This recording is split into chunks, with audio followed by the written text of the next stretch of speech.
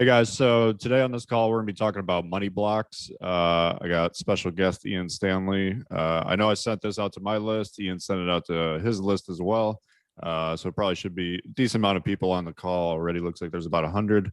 So yeah, we're going to be going over money blocks specifically, which I have a lot of experience with. I know Ian has a lot of experience with. I personally grew up in a very blue collar, small town kind of family where if you made $50,000 a year, you were doing well.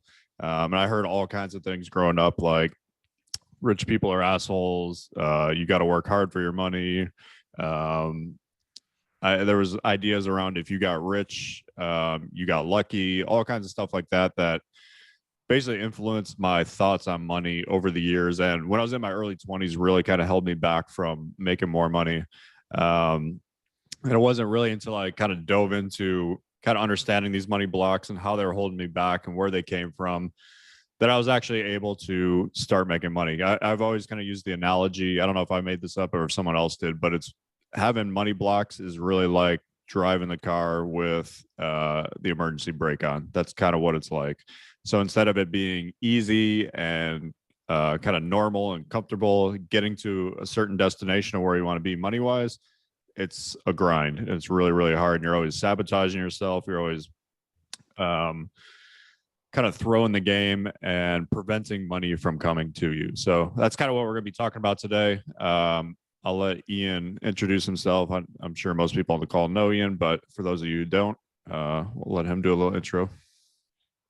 Thank you, Justin. So this is webinar form, right? So we can't see people on here. That's all Correct. Right. Can they speak if they want to or no? Don't believe so. Okay, no worries. So yeah, my name is Ian Stanley. I'm half English and half American, which means everyone thinks I'm Australian. I like to get that out of the way because otherwise people sit there the whole time going, where is this guy's really weird accent from? I have a business called Almost Passive Income where we help people make more money in less time while having more fun.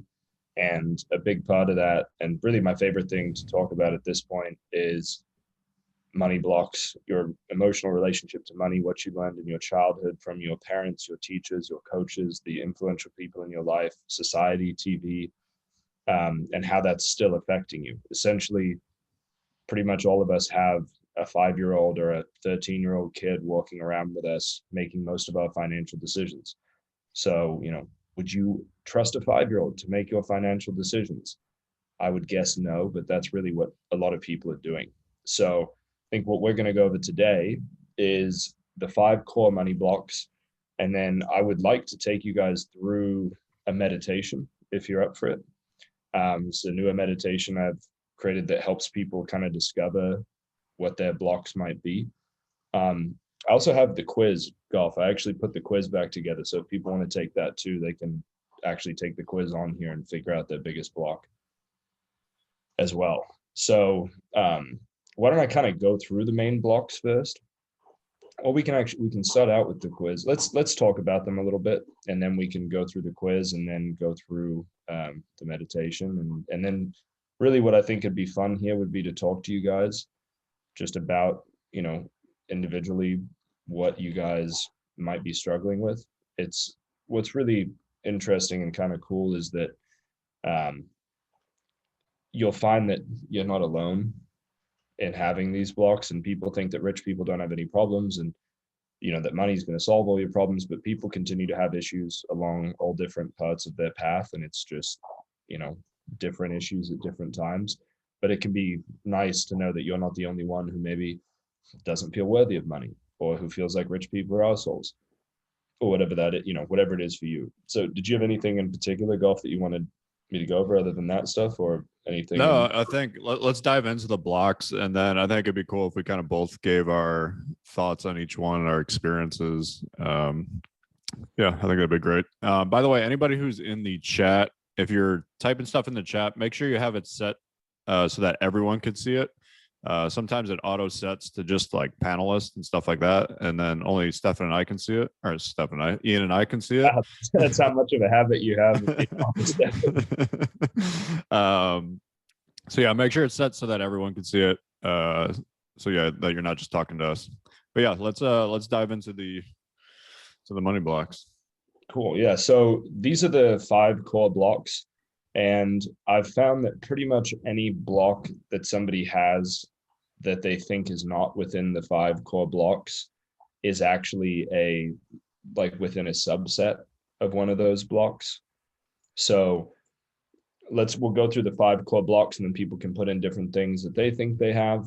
But basically the first five, or the core five, and sorry, my dog is, can you hear him chewing that bone? No. So dude, by the way, puppies are just so much work. Poseidon's so well behaved, and I'm convinced that puppies are basically terrorists that are just really, really adorable. And that's why we keep them around. They are absolute terrorists, but they are so cute that we're like, you know what? It's okay. You can pee on everything. Yeah, so the first block is rich people are assholes. And the first 2 blocks are 2 blocks that tend to be indicative of people who don't have much money at all at this point, because you're basically completely diametrically opposed to what it is that you would maybe want, which would be wealth. So I'd be curious to put in here, just put in a yes or no. Do you think rich people are assholes? And just put that into the chat. And I know Goff had this, and I always remember you telling a story, Goff, at one of the first, and just so you know, so all these people saying no, it's very interesting to see that, because that's a sign that this is a different room than most rooms. If I went into a room of just normal people, just a bunch of people working a normal 9 to 5 who maybe make 50 grand a year, most of them, or at least half, are going to say yes. The percentage is going to be much different based on the room that we're in. And so I remember you told a story about like the families that lived on the hill, right? And there's this sort of this belief, oh, there's those families on the hill, they're assholes. Well, why? Because they are higher up than us and they have more money. But your parents will talk about it. My mom did the same thing of like, she didn't say they were assholes. It was always, she was jealous of the people who were wealthier. And my cousins would always give me a hard time because my family had more money than the other families, which, by the way, all 4 sisters and the brother started out in the same spot. And my mom was smarter about what she did. And I'm like, I didn't do any of this. So I always wanted to make it seem like we were really poor, and we weren't rich, but we were richer than my cousins. And so I was always shamed by them for us having any money. So to me, one of my things was make sure people don't know you have any money, because then they're going to make fun of you. So you always wanted to downplay wealth, which is a shame thing. I think that's also really dependent too on, I know we've talked about this before, like very much by location and culture. Like I remember you telling me about how in England showings of wealth is like a big thing to be avoided. Whereas like if you lived in Orange County, California, it's a very normal thing. Well, and it's interesting because I was in, for my childhood, a lot of it was in California, right? And I was in a place called Westlake Village, where there are a lot of, I mean, also my comparison of rich, like I went to school with Wayne Gretzky's kids and Lenny Dykstra's kids, and like, I mean, people who lived in a $25 million mansion on a hill, like legitimate, some of the wealthier people in the world, right? This is the most famous hockey player of all time. Like this isn't, so to me, wealth was, and I mean, I watched kids get their first cars with BMW 3 Series or a Porsche, or like our parking lot at high school. I had like an old SUV, and all these kids had these, just like top of the line, like cars that people work their whole life to get. Those were their starter cars, and these kids would crash them. And I watched, like, that's why I think that everything in life is a double-edged sword, and people so quickly want to throw out privilege or white privilege, or, you're born to above average intelligence and parents, or born in this neighborhood. And all of these things are advantages or disadvantages. I've watched the richest kids I knew growing up are the most fucked up, and they have the worst lives now because almost all of them fell apart and they did a bunch of drugs because they had way too much money. So it's like there's everything, there can be advantages. Is it an advantage in a general sense? Sure. But there are all sorts of disadvantages that come along with that. Like if your dad's never around, even if he's rich as fuck, that's probably not going to bode that well for you. And so this rich people are assholes belief is a tough one, because if you, and I've seen Justin talking about it in his emails, um, but if you believe that rich people are assholes, why would you want to become rich unless you think of yourself as an asshole? So it's basically antithetical to what you want to achieve. The second block is money is evil, and these Let's are kind of let's go back to that one. I want to share a little more on the rich people are assholes. Like, I think that last point you made is really important. Um, if you really truly believe this at its core, you are going to do everything you can to not be rich. Not only to not be rich, but to not literally make more money. And I mean, a big thing for me was really once I actually started hanging out with rich people, which especially like rich people who are more like my own age and not just the old rich people on the hill kind of thing. Um, I realized very quickly that they weren't actually assholes. Most of them were actually really nice people, and most of them actually tended to be nicer and even more interesting than the people my parents hung out with who didn't have any money. So, yeah, I think the whole idea of equating whether you have money to being, I mean, really, it's kind of, it's very much a better than belief of like, um, I don't have as much money as you, but I'm a much better person than you. That's kind of where it really comes from. it goes the other way too, where the rich person has power, so they think they're better than you because they have more power, right? And so that's where they become assholes and they abuse their power. And the uh, really what money is an amplifier. It makes you more of what you are. So if you are an asshole, more money is going to make you more of an asshole. If you're a good person, it's going to make you a better person. And I really believe that, because I don't think money corrupts people. I don't think you go from I was this great person and then I became corrupted by the money. If you're a good person, you're going to do good things with your money. This is why when I talk to people who say, oh, well, Bezos is an asshole. Bezos only gave $686,000 to the Australian wildfires. I say, how much did you give? And they go, well, that's not a part of the point. It's only 0.001% of his wealth. I go, okay, how much did you give objectively? Well, I didn't give any money to the wildfires. Okay, he gave $686,000. That's helpful. 40% of all of the taxes in the US are paid by the 1%. So for me, instead of, categorizing these people as bad people, I think, why don't I just become one of them? Because I'm going to do good shit with my money. And when you talk to good people, you go, if you became really rich, would you do bad stuff with your money? They go, of course not. I go, great. So don't complain about the rich people, just become one of them and then do good shit with your money. It's an amplifier. Bad people become worse and good people become better. And which leads into this idea of money is evil. Money at its core has one singular purpose, which is to flow.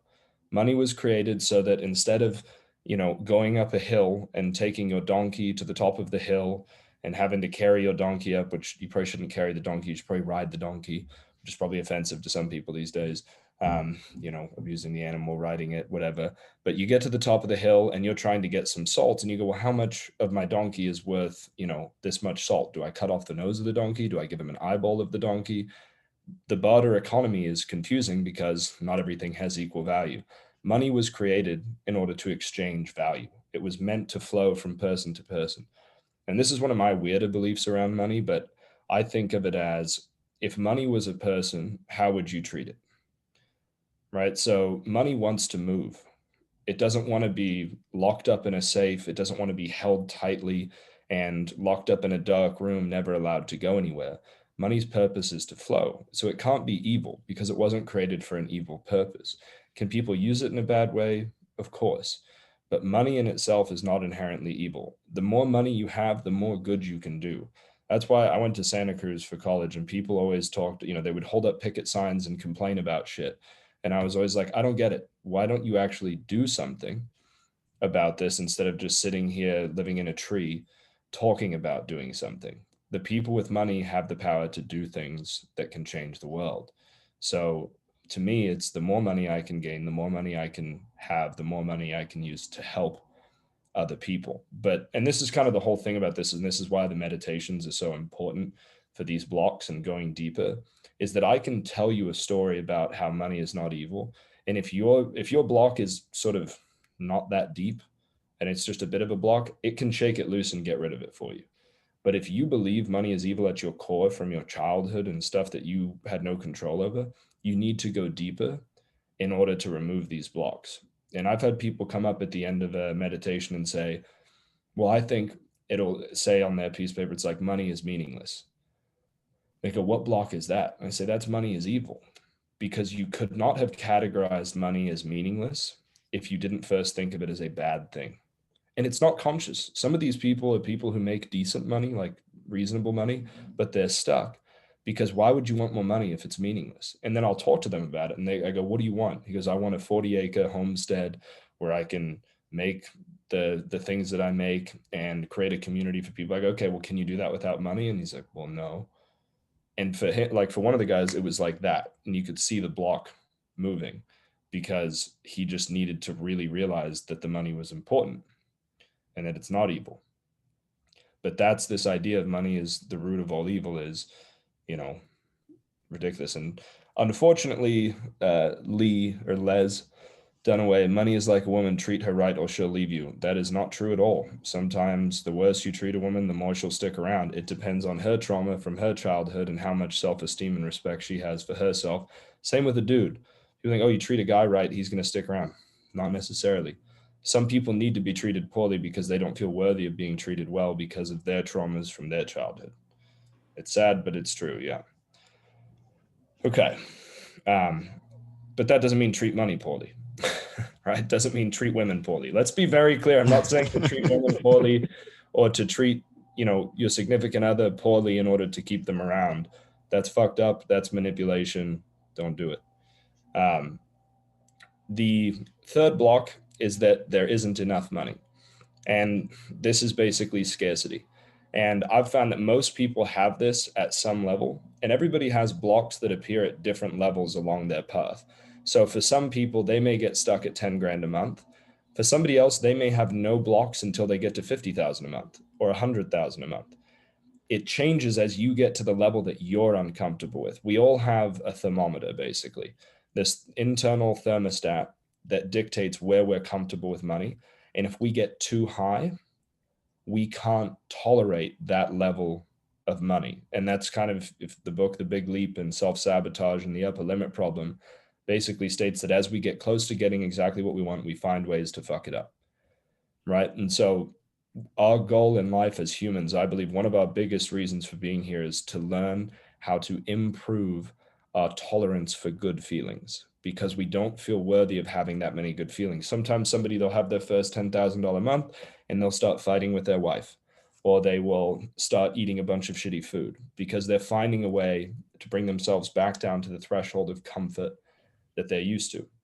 And to go back to what Goff said about English culture versus American culture, in America, if you become rich on your own, it is celebrated.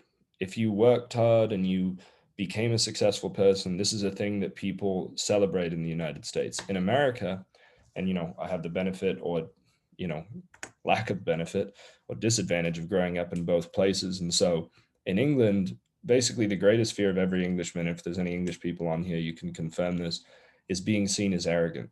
So you have to basically act as if you've become successful and stumbled across it by no work of your own. Just you luckily fell into wealth and success. And the funny thing is the only English comedians don't really succeed in America. They don't cross over. The only one who has is Ricky Gervais. And Ricky Gervais is arrogant in an awesome and funny way. Like he has a whole joke about, he's like, oh, that was back about 2000. He's like, oh, 2008 hit. Oh, it was a bit rough, wasn't it?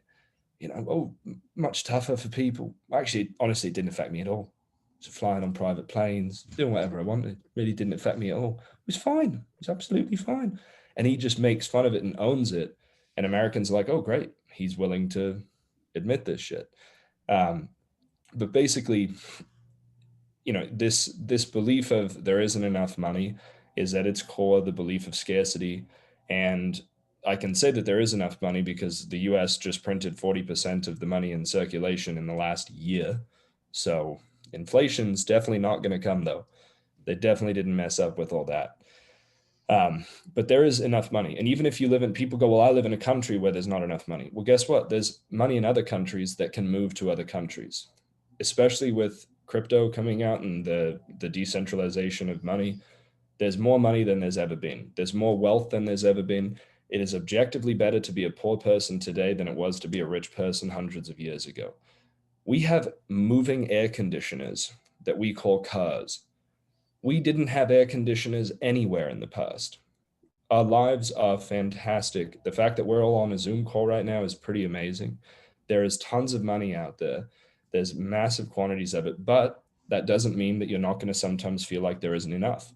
I've had times where even through my evolution and with all the work and stuff, it comes back up. Oh, there isn't enough right now. And that's what happens is money gets attracted to people who believe that there's a bunch of money. And when you get into that lack mentality, you're going to have less money.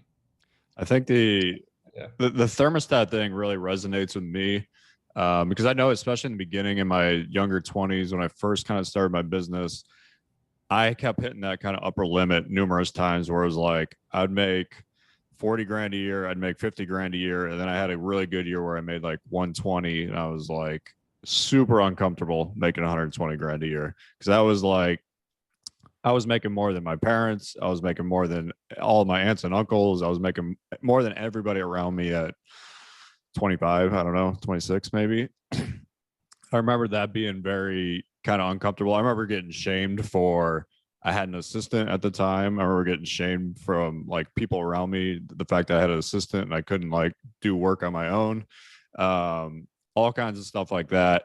And I remember the next year or two, I really struggled with that, to the point where I went from making 120 back down to like 50.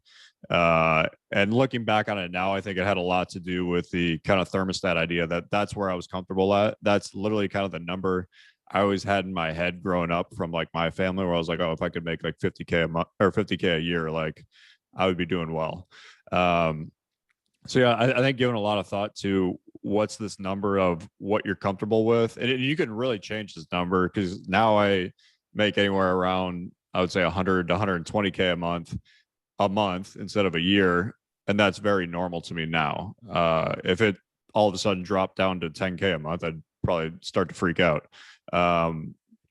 But this can really change, and you can, what used to be crazy to you can become very normal. And I think a lot of it, Ian, I'd be curious to hear your thoughts on this. The more I've hung around with people who this type of money is normal and easy and just a regular kind of part of their life, it's really changed the way I look at it. It's being, you are the result of the 5 people you spend the most time with, right? It's a law. It's a universal law.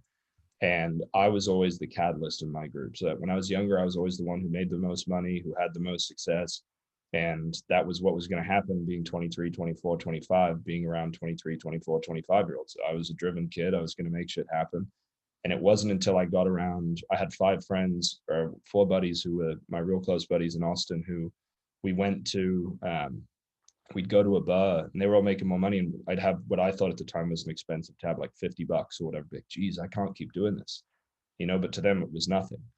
And I remember my buddy was, ironically, it was me, an English guy and a Scottish guy at a minor league baseball game. And my friend was like, oh yeah, I make 15 grand a month, or 15 grand for 2 weeks of work with one client. And then for the other 2 weeks, I either take on another client, make 30 grand, or I just do 15,000. And I remember at that time literally going, what would you even do with 15,000 a month? That is so much money that I can't even imagine how you could spend it or use it or anything. And now if I had a $15,000 a month, I'd be like, what am I going to do? I can't pay my bills. What's going on? And I ended up surpassing all of them in income by spending time with them. I quit my job. I started to make more and more money because it was normal to make more money. It was normal to be making $15,000, $20,000, $30,000 a month. That was the normal thing. And so you can either be, and this is just kind of a life lesson, is you can either be the temperature or you can be the thermostat. So if you're the temperature, then you're controlled by everything else in the room. If you're the thermostat, then you dictate the temperature in that room. I tend to be the thermostat in whatever room I'm in, just because I'm a bit of a dominating personality. But you get to, when it comes to money as well, if you are just the temperature, then you are going to be dictated by all the people surrounding you. or you can be the thermostat, or best be the thermostat in a room of people that are way further along than you. That's why going to live events and shit is so powerful, is when you go to a room where you're the poorest person in the room. And I'm actually going to tell the story about when I went to France, when I'm in at the live event that we're doing. But that room, I was the poorest person in that room by far. Stefan was probably the second poorest person in that room. And we're in there and we're just like, how did we end up here? We're in a chateau in France surrounded by legit rich people. And guess what? Shit took off after that because that became normal. So, another thing about the English thing that I want to say around this whole idea of what we're talking about is the tall poppy syndrome, right? So, in England, I would say English male relationships are basically saying the meanest things you can to each other's faces and then behind their back saying the nicest things possible, which really confuses people in America because you'll be hanging out with a friend and you'll be like, oh, this guy, what a fucking loser. Oh, he's such a knobhead. Blah, blah. And then he walks away and you go, fucking love that guy. Take a bullet for him. And they go, you just said all this mean stuff to him. What are you talking about? Like, that's how you do it. But what happens is if you have 5 guys in England, 4 of them are making 50 grand and one of them starts to make 100,000 a year, those 4 guys are going to ruthlessly make fun of that other guy for his success. And what I found, which is very interesting, is that if you make just a bit more than your friends, they're angry and they want you to come back down. And this isn't their fault, by the way. This doesn't make them bad people. This is society. This is the way they've been raised. But what I found is I remember I was in England with my buddy when I was doing the Lionheart workshops with Brent, and he had asked me what we make in like a weekend. And I was like, I think I'll make about $30,000 this weekend. And he was like, what? It's like, this weekend? It's like, yeah, at least that. He was like, holy shit. And he went from sort of teasing me to curious. And like a week later, he texted me and was like, hey, mate, can I get your book? How can I start learning the stuff you're doing? So if you just tolerate that stuff from the people below you, eventually, if you rise high enough, they'll start to get curious and they'll ask you what you did and how to get to where you got to. So there is a turning point, and it's if you become so successful that they basically go, holy shit, maybe I should pay attention instead of being an asshole. So that's the third one. And yeah, the crabs in a bucket is another analogy. As a crab gets to the top of the bucket, the other one's pulling back down. The fourth block is I need to work harder or longer hours to make more. This is essentially the linear belief that you are taught especially in American culture, which is that hard work is the answer to everything. If you're not successful, it's just because you're not working hard enough. And I wish hard work was the answer because it'd be really easy to make people rich. You just go, we'll just work harder. But if hard work was the answer, we'd have way more rich people. There are tons of people who work very hard that have never had any money. There are people who work way harder than rich people who are poor. And hard work and longer work. This is the big one, I think. Hard work is important. I actually believe in hard work. I believe in sometimes having to sit down, put your phone in another room, turn off all your distractions, and face a blank page and do the hard work. I go in the gym and I do a lot of weird physical hard training shit because at one point in my life, I felt like my life got so easy that I became soft. And I think it's important to force hardship on yourself so that you don't become a complete and utter, soft loaf of bread who just can't do shit anymore and can't tolerate difficulty in your life.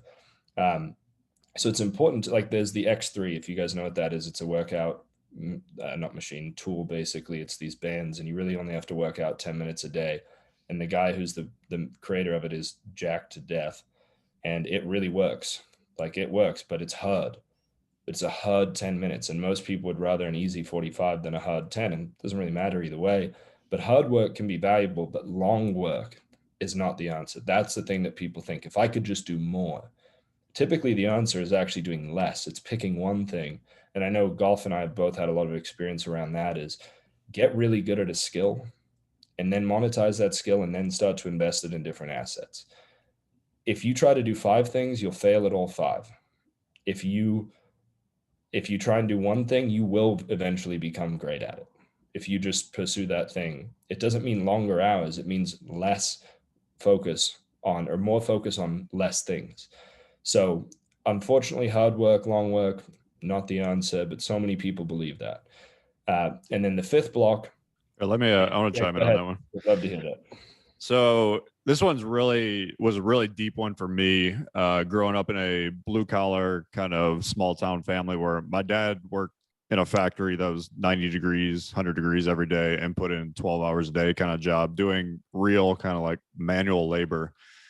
I always had this idea growing up that is how you made money. Like, you make money by working hard, not only just working hard, but working hard physically. That was a big kind of part of my upbringing, and which was actually a very weird thing when I actually started working online, because my parents couldn't understand it one bit. Like, I'd just be sitting there on the computer at their house and they're like, why don't you like go get a job? Why don't you work? And I'm like trying to explain to them that that's what I'm doing. And obviously they just have kind of like no concept of it. But this idea that you have to work really hard to make a lot of money. Usually a lot of the stuff that makes me the most money doesn't really involve a whole lot of hard work. It involves a lot of thinking and trying to come up with great solutions to problems that people are having. But the actual work, I mean, and let's be real too, like working on a computer is not hard work by any means. Like, anybody who works in like a factory or a coal mine or is fixing somebody's roof would laugh at all of us when they talk about us like working hard. So I mean, at least they know what the hard work can be the creative work, because there's no exact path. At least with a roof, you know, hey, I got to put in this tile, then that tile, and it's tough. But and hard is different to everyone. What's hard for somebody is easy for someone else. Yeah, they're very. I mean, creative work is emotionally hard in a lot of ways. I mean, because you're constantly doubting yourself, you're putting yourself through the ringer, all of that stuff, and kind of coming up with like the one idea or the one solution that you're trying to do is hard. But yeah, I mean, just think of a lot of the stuff though that you and I do, that all right, let's send out 3 emails and make $25,000. There's nothing hard about that. It's because we've put in some work to set up a system around us that we can do that. But this whole idea that money has to come from hard work is really kind of bullshit when you start to see how most people with money really tend to make money. Yeah, and it's smart work, right? Like yesterday, my business partner and I spent like 2 hours just thinking and brainstorming on a mastermind thing that we're trying to figure out, and just couldn't get it to click, and it was hard. And finally, boom, it hit, and I was like, oh, that's it. We have it. That's our version of hard work. Are you willing to get in a room with your business partner, put your phones away, and think deeply about something difficult, a tough solution? And that's what we would consider hard work. And it's pretty amazing that that's what's hard work for us these days, because it's like Goff said, it's not that hard. But it's this idea of longer work that I think is so detrimental in our society, is that more hours means more money. It's a linear equation. And there are jobs where that's true. If you're a lawyer, the more hours you work, the more you bill, the more you make. But the richest lawyers aren't the ones that work the most. They're the ones that own the law firm. And they're the ones that get other people to work the long hours for them. That's leverage. That's exponential income, where you can put in a small fixed piece of time and create more and more money from it. That's why I teach people to write emails for other people instead of just VSLs and stuff, because if you write emails for somebody and you're getting a percentage of what they're making, you may make $1,000 the first month. The next month you may make 2,000. The next month it may be 5,000. And 6 months from them, you may be making 25,000 a month, but your fixed input of writing an email a day stays the same, but your income rises exponentially. That's working smart. That's the 80-20 principle. That's understanding leverage, right? You don't throw a boulder across a battlefield by having a bunch of strong guys throw a boulder. You create a catapult, you create tension, you create leverage. That's where the real growth comes from. And there's obviously a lot of hard work beliefs in here. There's a bunch of stuff coming in the comments. This is all great stuff. What I want to do is move on to the next block, and then we'll go through the meditate. We can keep going through this and answer different questions and stuff. And for the person who's been asking if they should quit, no, definitely not. Like, first off, I think there's a big distinction between quitting and giving up. Quitting is when, I always compare it to special forces training. I thought I was going to go in the military. I thought I was going to go through the hardest training in the military. And I've read a bunch of books about the different people who've gone through it. And I've done hard shit myself. And I can happily say that I've never given up on something, but I have quit things. And to me, quitting is when you stop doing something because you no longer want the end result. You quit a job because you don't want that job anymore. It doesn't make you somebody who gives up. That means you quit, which is a smart thing to do, right?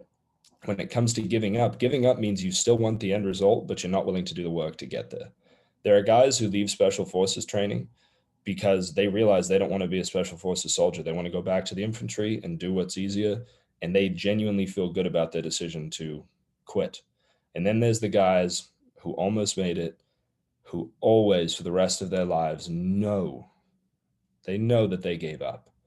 So never give up, but you should be a quitter. Quit things that don't make sense, but don't give up. Okay, so, and we'll answer different questions towards the end here. I don't want to get derailed. The next block is the I don't deserve it block. This is really present for just about everybody at different levels. Like I said, so for me, I've had trouble. I've had a $200,000 month and then gone back to 100,000. 200 seems to be, or consistently saying above 100 seems to be my sort of area where I seem to mess things up or not stay there. So it basically, comes down to everybody has some level of worthiness around money, and you need to constantly build up your threshold and your tolerance for your worth around money.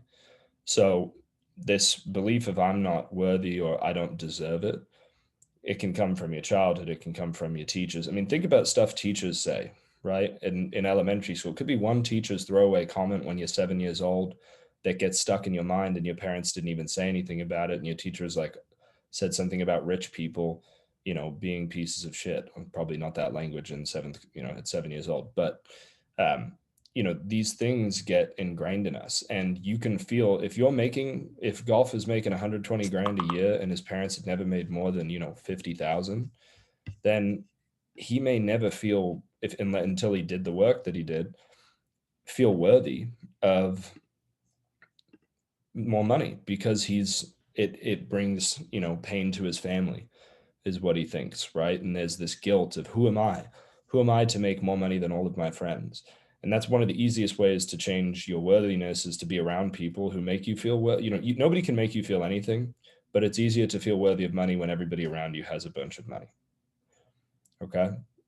So I don't deserve it it's sort of if you think of the other four blocks, they all in some way will relate to not deserving money. Not deserving money is this underlying foundational core issue that almost everybody has on some level. Okay. So, and we can go through, let's not do all the questions just yet. Why don't we have you guys do the quiz and see which block comes up? And then we'll share in the group. It'll be interesting to see, which one you guys get. And then I'll take you through a meditation, and then we can answer whatever questions you want to go through. Does that sound good? Let me put the link in here. Hopefully this works. This is just a simple quiz.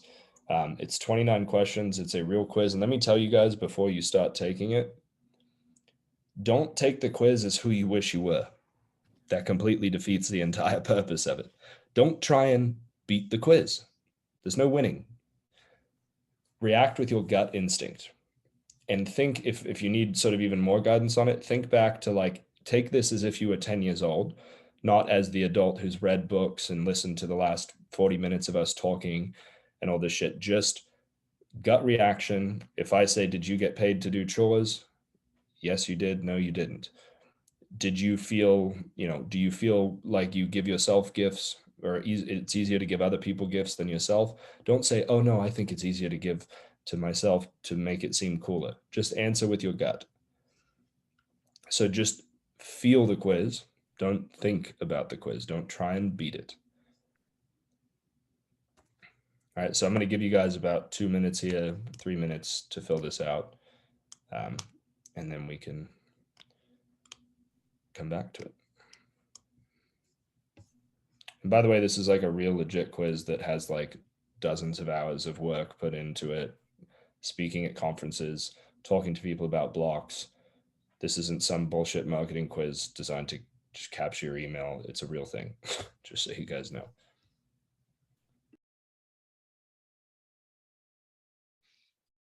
I'm actually filling it out right now too.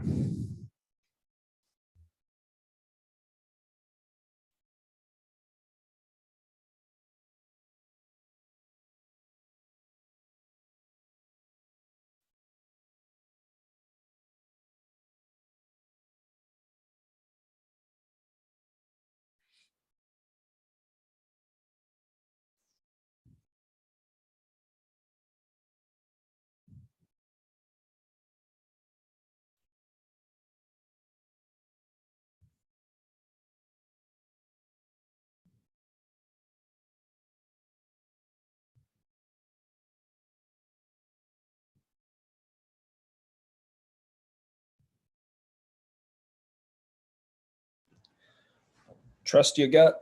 Trust your gut.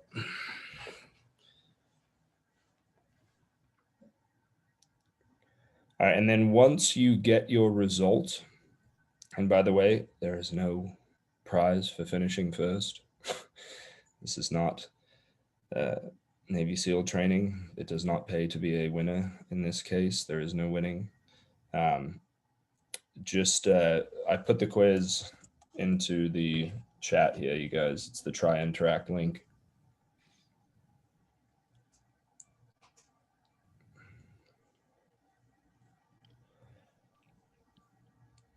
So yeah, just type it in once you get it. I'm seeing a lot of there isn't enough money and I don't deserve it, which is fitting. So like like I said, in a normal room, you'd see more of rich people are assholes and money is evil. And keep in mind that the block you get doesn't mean you don't have the other ones. It just means that this is most likely the most prevalent in your life and the one that you first need to address. I don't deserve it. I don't deserve it. There isn't enough money, parentheses, which is very accurate. There isn't enough money. There isn't enough money. There isn't enough. There isn't enough. There isn't enough.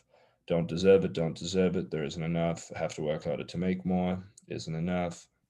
Not worthy. Isn't enough.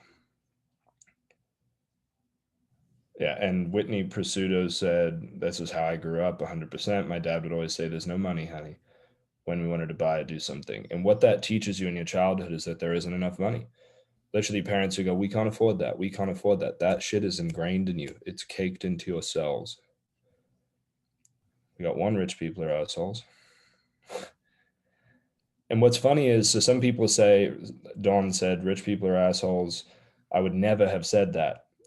That's what's great about taking these, is that it's not always what you think it is consciously. These are unconscious and subconscious beliefs that are running your life. If we could just consciously change these things, then we wouldn't have blocks anymore. We'd be like, I don't want to think that anymore. And then you don't. There wouldn't be self-help books and there wouldn't be seminars and there wouldn't be any of this stuff. You have to work harder to make more. Yeah, money doesn't grow on trees. If your parents said that, then that's going to ingrain into you this idea that there isn't enough money. I like the question on there about leaving the lights on and getting yelled at for that really resonates. It's literally my favorite part of being an adult is I just leave the lights on all over my house all the time. Just does. And some people will be like, well, that's unenvironmental. It's such a small thing, but it's like, that's crazy stuff that even like, so getting gas is an interesting one. People always complain about gas prices. And I'm like, the gas is going to be the price of gas. People ask me what gas prices are. I go, I have no idea. Like, did you fill up? I'm like, yeah, I just filled up my 36-gallon fucking Ford Raptor tank for $140. I don't know what I know what it maybe cost, or if mainly because it'll go up to the top of the credit card limit and it won't let me fill the tank. But I don't know what it costs because it costs what it costs. I'm going to drive where I want to drive. I'm not going to drive less because of it. And I'm not going to buy a car that I don't want because that's what blows my mind is people. It's like, oh, this car gets 2 more miles to the gallon. I don't like it, but it gets 2 more miles to the gallon. It's like, who cares? And of course, the environmentalists can scream, I drive less than almost anybody. So, I skateboard, I walk, I run. I bike, and I drive a truck.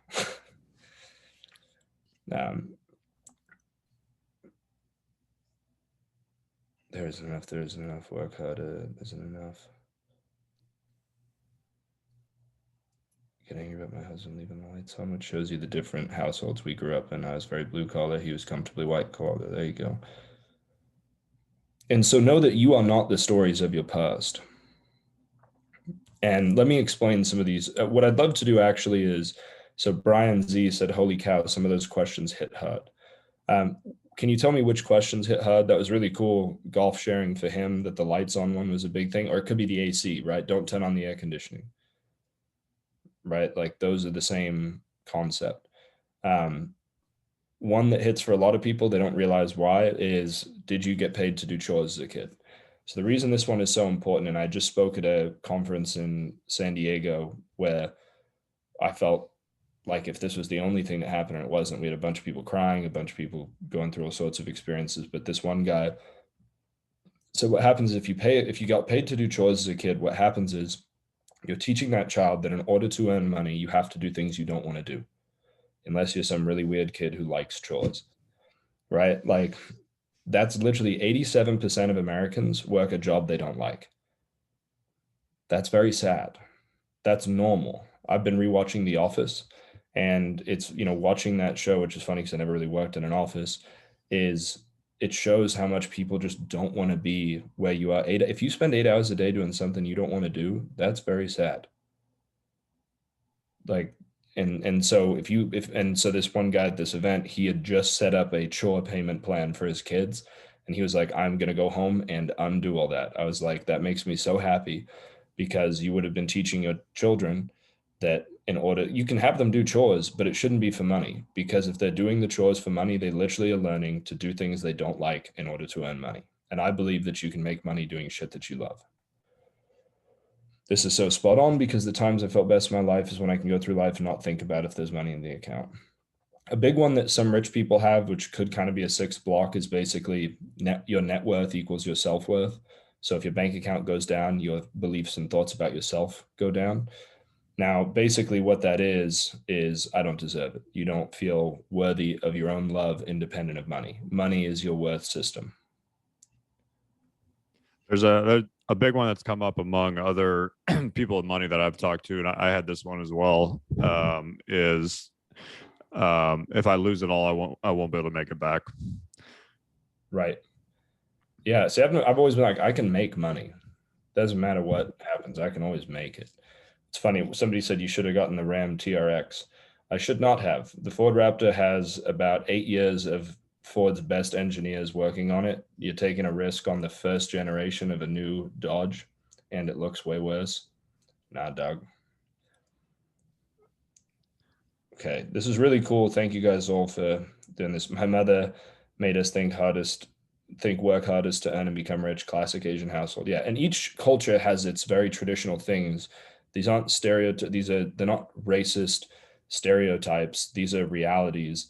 Hard work is very much ingrained in Asian culture. So you have a lot of doctors and lawyers and engineers who have high incomes, but they don't have exponential incomes. They earn a lot, but they work they're trading time for money. At their core, they're used to trading time for money. And so that's why it's hard to become truly wealthy versus just being rich.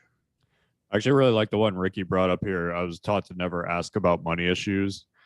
That is really, really that was a big one in my house growing up. Is like sex and money, two things that just absolutely were not talked about. And if they were talked about, they were talked about things in your life. Yeah, if they weren't talking things about that dictate your life.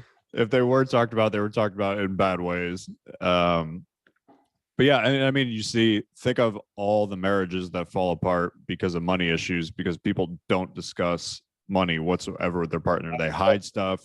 It's all kind of like, oh, I thought you were thinking this, and I thought people are on such different pages about money, and if you never discuss it, it's going to be a fucking dumpster fire. Yeah, and it's funny because I remember when I was just like a writer, and I'd just gotten my apartment downtown in Austin that was like $3,000 a month, which to me was nuts because I'd been paying $750 a month for my place before. And I remember this girl I was sort of dating was like didn't know you. She's like, what do you do? And I said, I'm a writer. That's what I would say to people then. And so she was like, I thought you were just you don't know that writers don't make money, right? And then she realized I had money, and she was like, whoa, that's really interesting. Because somebody just said in here, the reason I said that is in the US, when someone asks what you do, they generally mean how much do you make. That's what they're trying to figure out. People don't have any idea. Like they think if somebody says I'm a doctor, I'm a lawyer, I'm an engineer, they can be like, they probably make six figures. But if they were to be like, you make six figures a month, like that, people can't even conceptualize that amount of money for the most part. Um, but and so this is in England, you do not talk about money. I remember I said something about money once around my cousin. He's like, mate, you can't be asking people those questions. Like, it's like, what? I was always, I would ask people when I was young, I would ask like my parents' friends who were like very successful, be like, oh, like, how much do you make doing that? I remember one guy was like, I make about 1.2 million a year. And I was like, yes. And I went to the house and I'd be like, yeah, I want this. And I would always, my thing was always like, I would meet really rich people and be like, this dumb motherfucker is rich. And if you go around enough rich people, you realize you're like, there's no way they're all smarter than me. There's statistically, it's impossible. So I can be rich. If this idiot can be rich, like that's what happened to Cam Forey, my business partner, Nick Coates, who used to work at ClickBank, he's actually speaking at the API live event as well. When you work at ClickBank and you see the people who have like a top ClickBank product, and some of these people are making $100,000 a day in sales, and they go to dinner with these people, and you'd be like, this guy is doing what I do in a year in a day. And it changes. You go, I can definitely at least do a tenth of what he's doing. Right. But yeah, being around wealthy people definitely helps. And that's why events and even on Zoom, being around people who have more money, it's cool that you can link up with people now virtually and change your perception of money and your beliefs. There's some really interesting stuff. It's really cool you guys sharing your stories about what your parents said about money and stuff like that. So and I talk about money more than just about anybody because it's literally my profession. And this is, I had a business with Brent Charlton, who Golf talks about a lot, who was my therapist, who I was like, Golf, you need to go see this dude. He's legit. And Golf fought back on it for a while. But we would teach these workshops on helping people deal with their deeper mental and emotional blocks. And money kind of became my specialty within that. And that's what I've been working on over the past couple of years. And it's fascinating because nobody talks about this shit. They'll tell you how to make money, how to write emails, how to write copy, how to set up an Amazon store, but they won't deal with your fundamental beliefs. And if your beliefs are fucked, then you're fucked. So, you got to work on this stuff. So let's you want to do the meditation? Let's do the meditation here. Cool.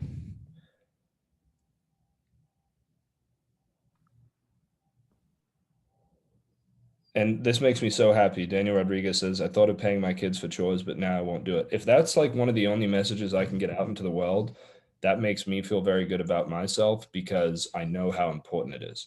So thank you for sharing that. That's amazing. I want to address this really quickly. Seeing someone dumber than you make millions makes me automatically think they're doing something shady. Not necessarily the truth, but just a point. That is your reality, Gabriel.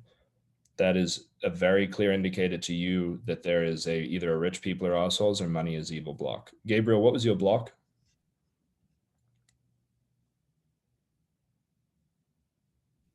And that's another block is I don't need more money. That's a big one. I don't need more money. That means you don't feel worthy of more. Again, if you look at each of the sub beliefs, they come back to a bigger block. I don't need more money. I don't need more money either, but I want more because I deserve it. I know what I do with my money. I do good shit for people with my money, and I do fun shit for myself. So I want more money.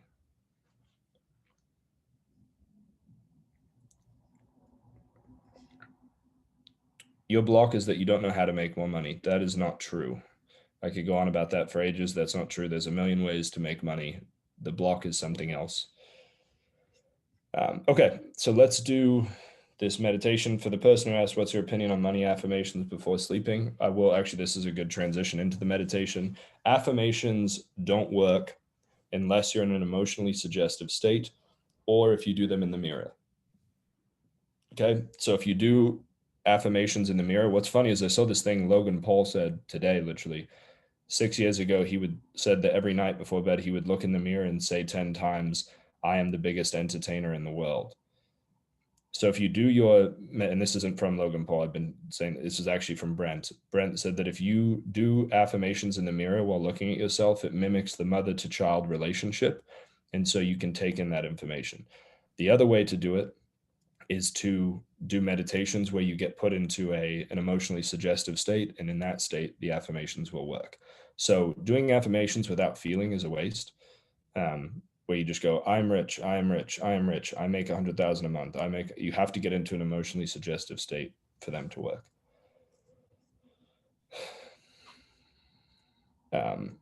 Okay.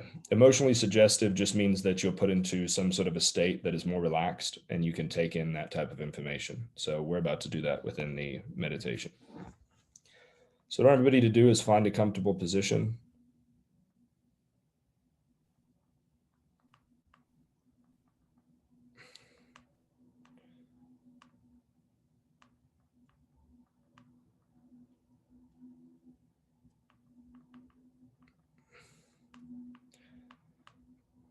All right. So what I want you to do is either you can lay down if you want.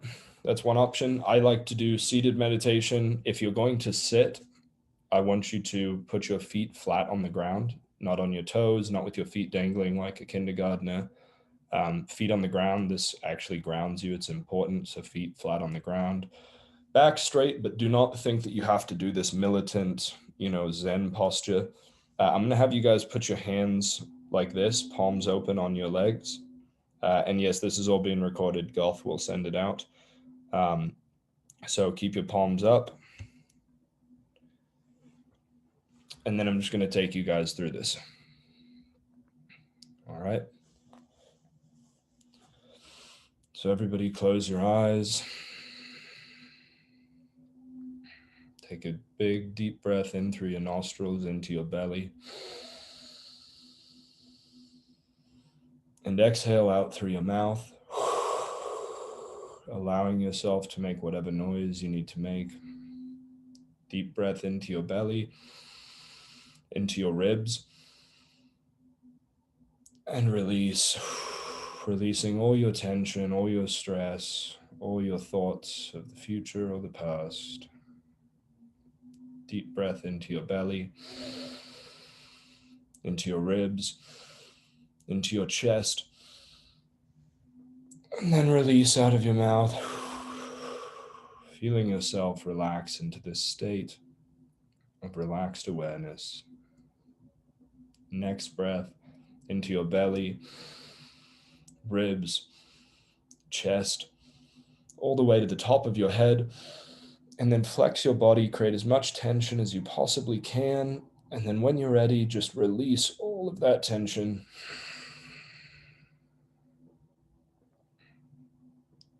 And just allow yourself to take a couple of breaths at your own pace, breathing in and out of your nose. Sinking deeper and deeper into this state of relaxed awareness.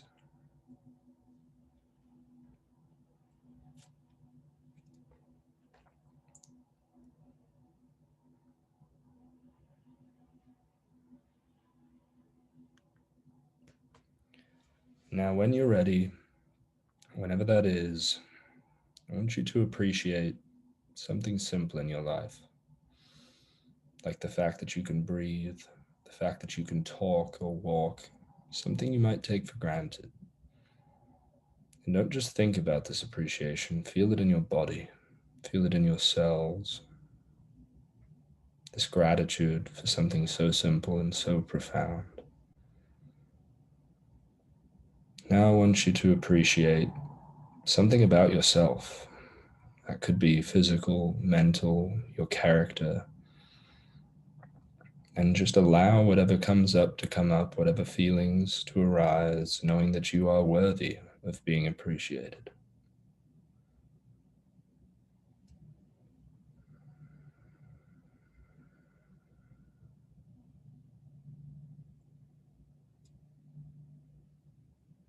now I want you to appreciate someone in your life.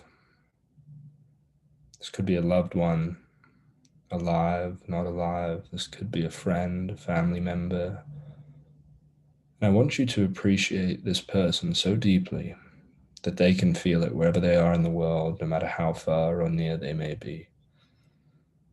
Allow this appreciation to wash over you like a waterfall, filling your body with gratitude.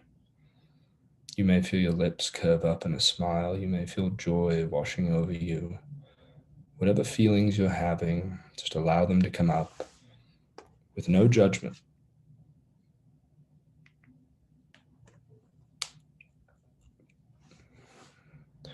Don't judge your experience, just allow this experience. And now in this appreciative state, I want you to press your tongue firmly to the roof of your mouth, anchoring this feeling, knowing that you can access it whenever you want. And then I want you to leave your tongue lightly pressed to the roof of your mouth, just behind your teeth, for the rest of this time.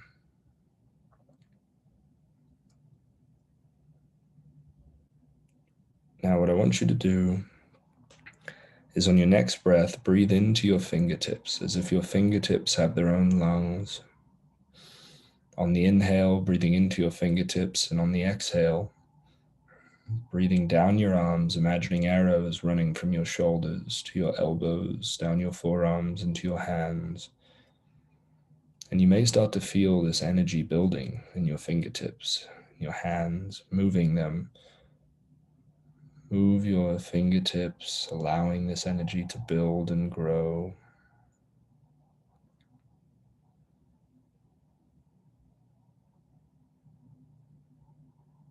Letting this energy build in your body and in your hands.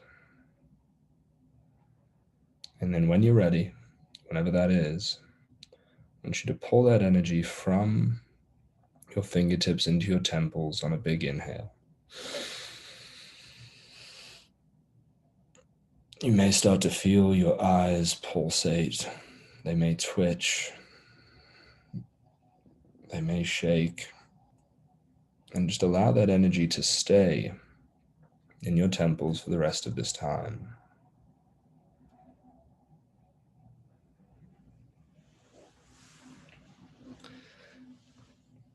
Now I want you to imagine yourself outside of a stadium. Whatever stadium comes up for you, it could be a coliseum, a theater, a sporting stadium, whatever it is, just allow that to show up for you without judgment. And now I want you to enter the tunnel that moves out into the center of this stadium. And as you walk down this tunnel towards the light at the end of this tunnel where the stadium lies, with each step, I want you to feel energy growing and building within you. Each step, more energy building in your body. And then when you're ready, I want you to exit the tunnel and enter the center of that stadium. And as you look around, you see tens of thousands of fans, all there chanting your name, celebrating you simply because you exist. I want you to take in that energy. And suddenly you notice that they all start to throw stacks and stacks of $100 bills flying at you.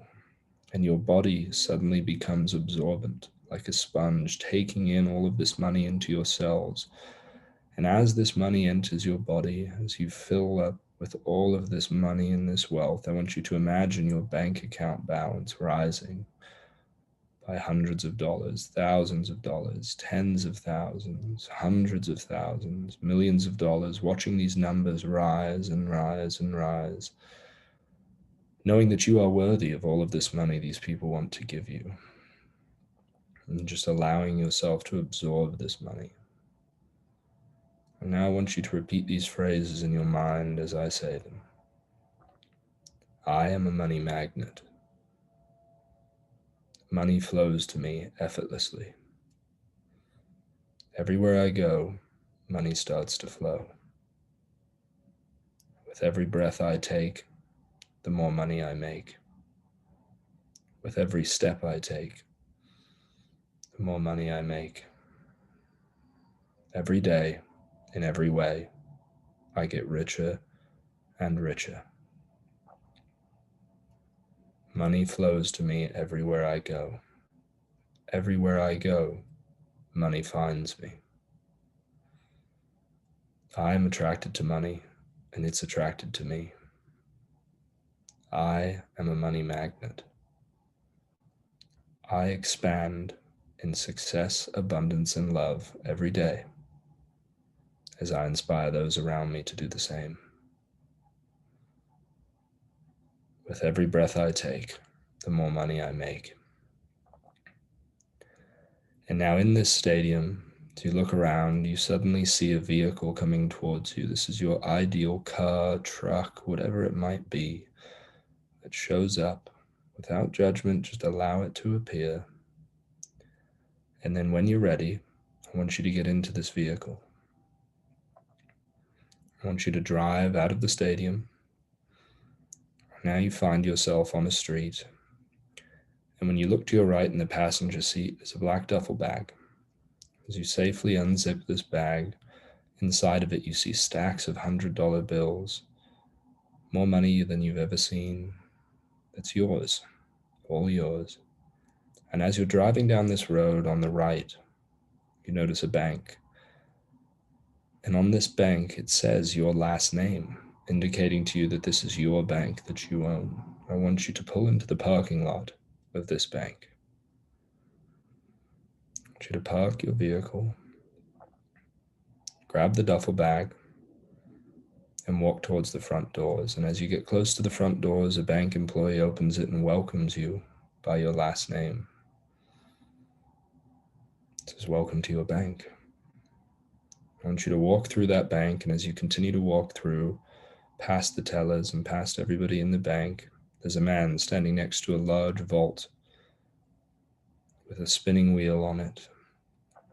He welcomes you and starts to open this vault that belongs to you. And once he opens, this large metal door swings open, and you walk into this vault, and to your left and to your right is more money than you've ever seen in your life. Stacks of $100 bills so high you can barely see them. Stacks of gold bars. Money surrounding you as far as the eye can see. And as you walk down this vault further and further, you notice that at the end of this vault is a small safe. And on this small safe is a little digital keypad. I want you to just allow 4 numbers, 4 digits to pop into your head, whatever they are, and input them into this safe.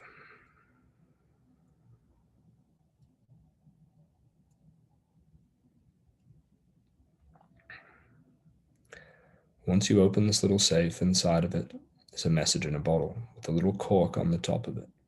I want you to take that cork out of the bottle and slide the scroll out of the bottle onto your hand.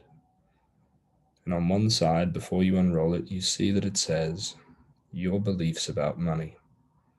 I want you to turn the scroll over and unroll it.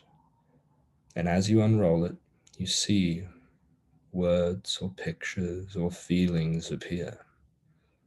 Just allow those words, those pictures, those thoughts or feelings, whatever shows up for you. It could be one word, it could be a paragraph.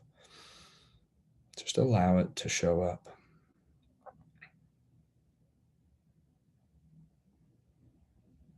Don't judge it. Just surrender to your reality of whatever is coming up for you. And then just allow this experience to take you wherever it wants to take you.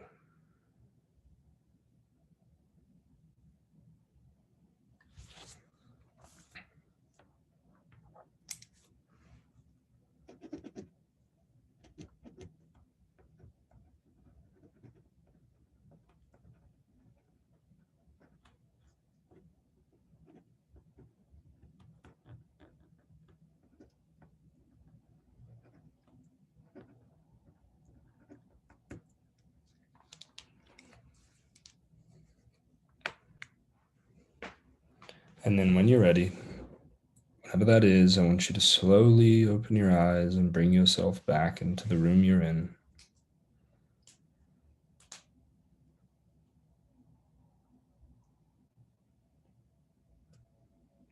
And if you had any words come up, no matter what it was, whatever feelings you might have had, I want you to write down at least one word from what you experienced. You write this down for yourself. If you want to share it in the chat, go ahead.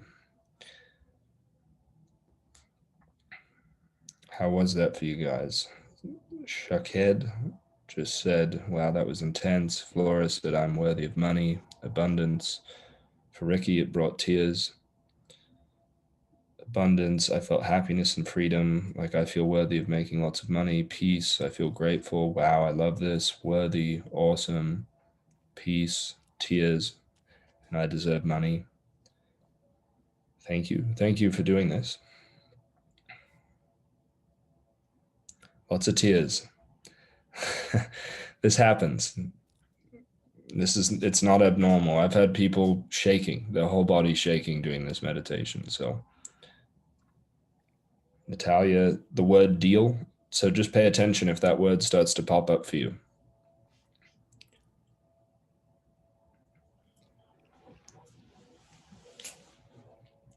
Did you do it, Goff?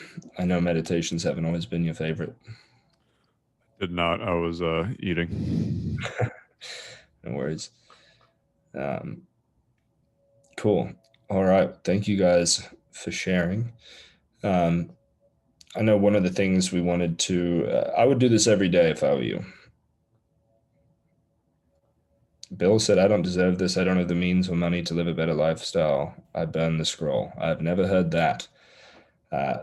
Bill, I would say that that is an indicator that you need to do these meditations every single day, twice a day, realistically.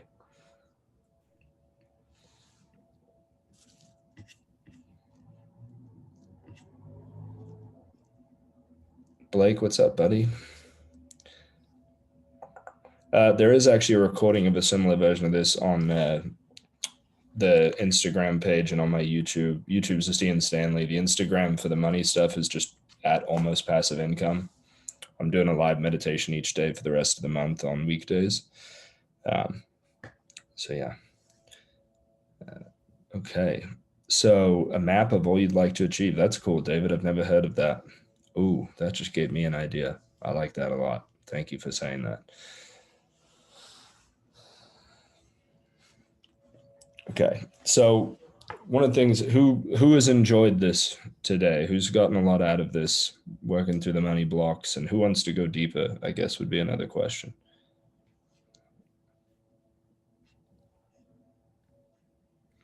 And there's something really powerful, by the way. But yes, if you get horrible feelings before a prospective client calls, do meditations beforehand. It will change how you enter the conversation.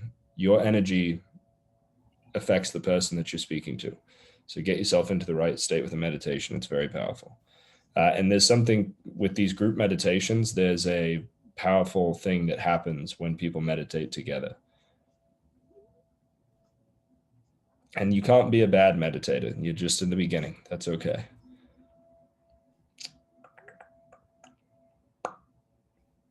So, and Goff, do you have the link to the Google Doc?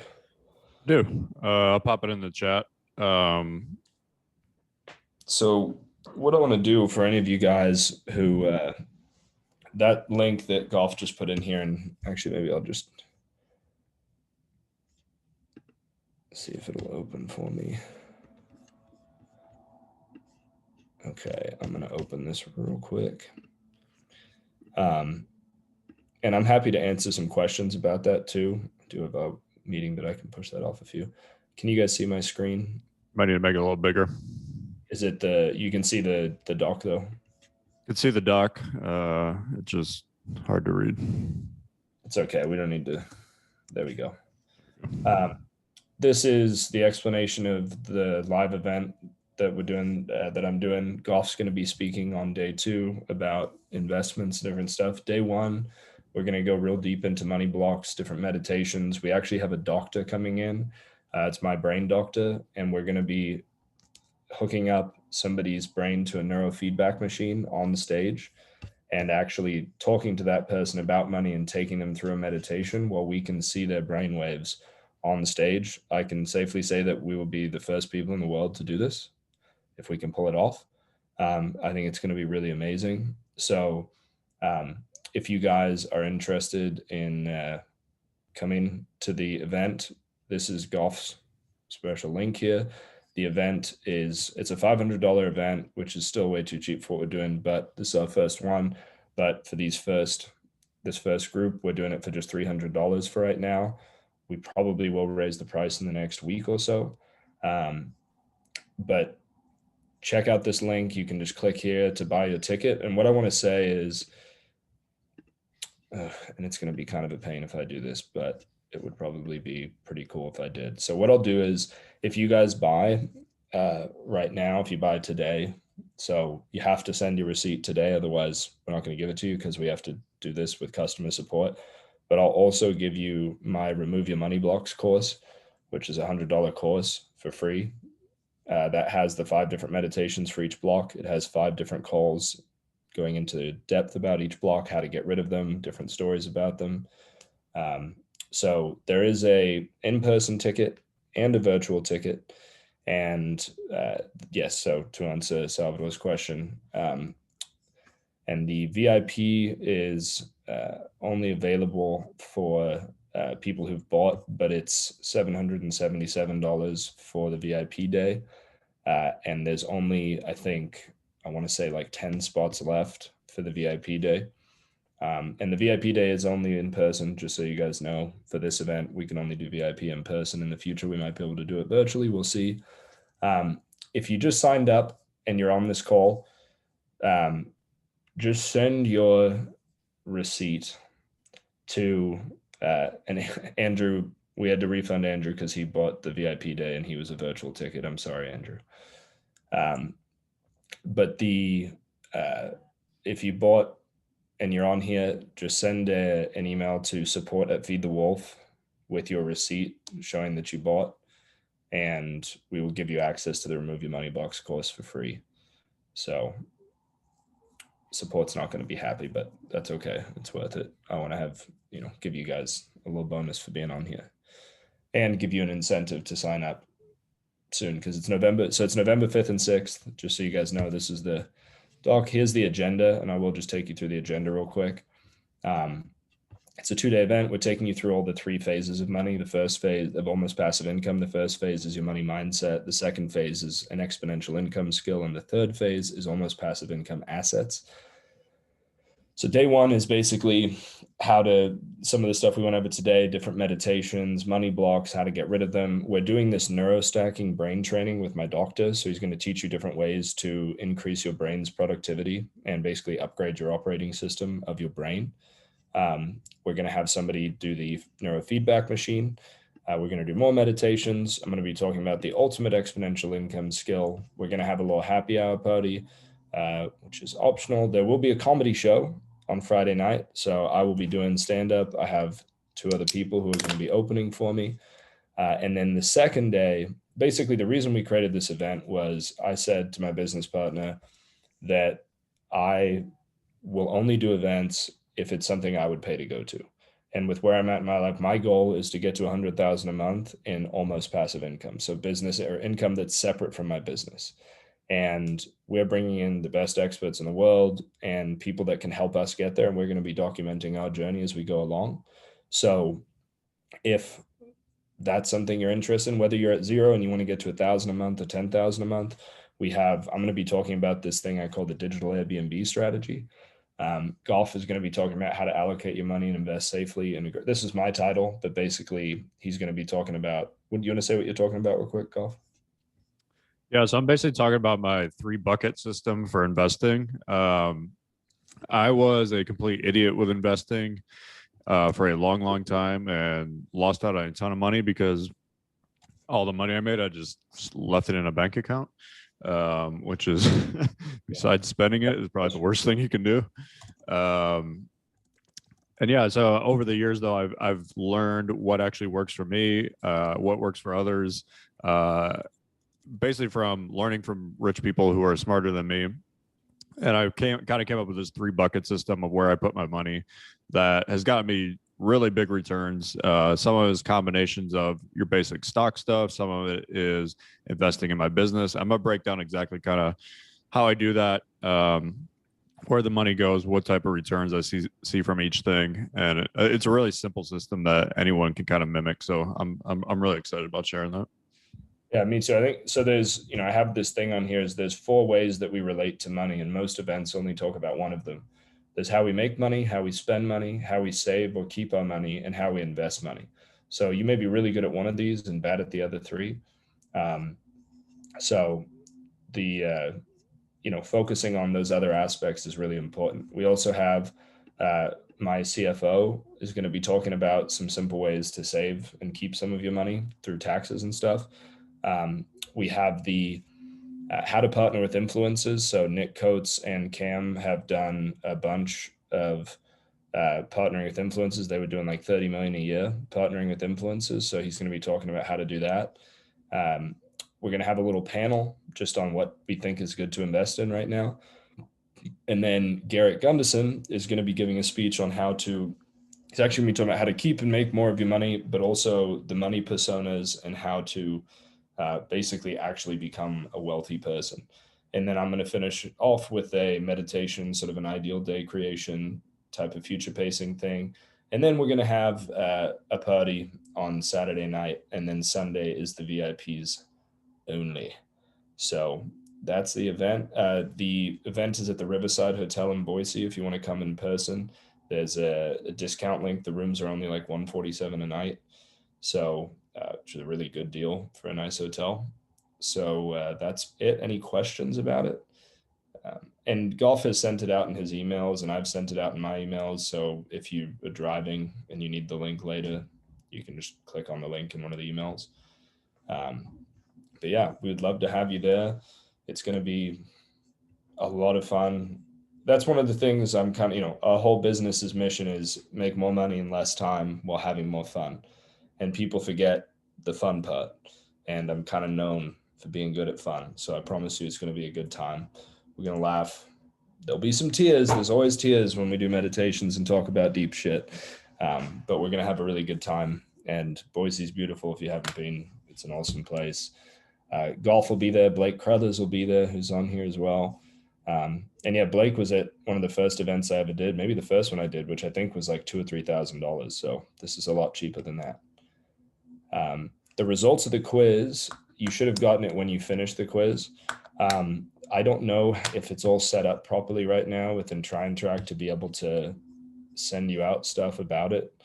But there are different videos and stuff around the blocks, which I will do my best to send out over the coming weeks as well before the event. And there's the link again that Justin just put in there. And if you just scroll down and do the click here to grab your ticket now, this is the checkout page for you. And so, yeah, virtual, in person. In person's always, a great time. But the cool thing is we have actually the company that's doing our virtual stuff has done things for Russell Brunson with Funnel Hacking Live. They've done events for like 8,000 people. They're professionals. The virtual is going to be really legit. It's not some janky, shitty afterthought that we're doing. Our spouse is encouraged to go. Mine isn't going to the event, but wondering if it's a good idea, enough time to see it. But yeah, I would say, and if your spouse wants to come to the comedy show and to the cocktail party, that's cool. I would say, why not? You're going to be learning a bunch of shit about money and yourself. It's probably good to talk to them about it.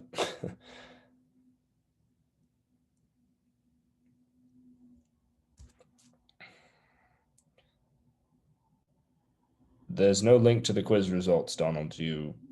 Once you finished the quiz, the results showed up for you. So I can't link to your specific results. The 5 blocks are, to recap: rich people are assholes, money is evil, there isn't enough money, I have to work harder or longer hours to make more, and I don't deserve it. Those are the 5 core blocks. Anything else? I got to run. This is my one team meeting of the week that I'm already late for. The event will be recorded, just so you know. It probably won't be available like the day after. We have to process the recordings and put them together and make them consumable. But if you're in Australia, you're in England, if the time zones are, tough, there are going to be recordings. I definitely recommend, though, being on live, even if it's early in the morning or late, doing your best to be in it. Um, but there will be recordings as well so that you can watch back pieces that you missed. Anything you want to say there, Goff? No, let's wrap up. Appreciate everybody coming on and participating in the call, hanging around, doing the meditation. Hope it was helpful for you guys. Hope you got some good insights into the money blocks that are affecting your life. And for all of you that are going to be at Ian's event in November, come say hello. I'll be there both days. And like I said, I'll be speaking on the second day. So yeah, appreciate all you guys for coming out and hope you guys have a good day, and we'll see you soon. All right. Thanks, everybody.